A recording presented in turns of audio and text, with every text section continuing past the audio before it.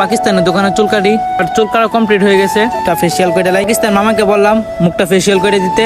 আগের চেহারা দেখেন আর এখনো চেহারা দেখেন। A few moments later. আসসালামু আলাইকুম এভরিওয়ান, সবাই কেমন আছেন? আশা করি সবাই ভালো আছেন। আলহামদুলিল্লাহ, আপনাদের ভালোবাসায় আমি অনেক ভালো আছি। সো গাইস, দেখেন চুলের অবস্থা কিরকম।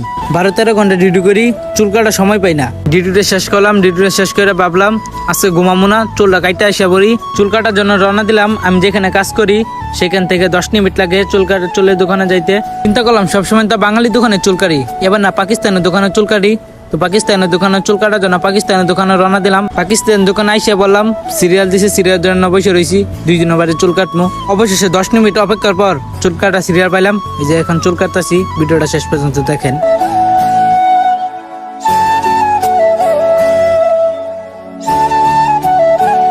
সো গাইস, আমার চুল কাটা কমপ্লিট হয়ে গেছে। গাইস দেখেন আগের রূপ কিরকম আর এখনো রূপ কিরকম, কোনটা বেশি ভালো অবশ্যই কমেন্টে জানাবেন, সবাই কমেন্টে বলবেন। গাইস দেখেন চেহারা অবস্থা কিরকম, চেহারা একবারেই খারাপ।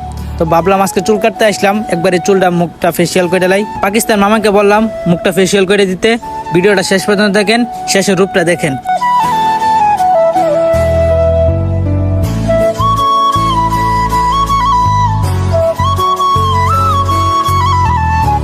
গাইস আগের চেহারা দেখেন আর এখনো চেহারা দেখেন, কোনটা বেশি বেস্ট আপনারা কমেন্টে জানাবেন।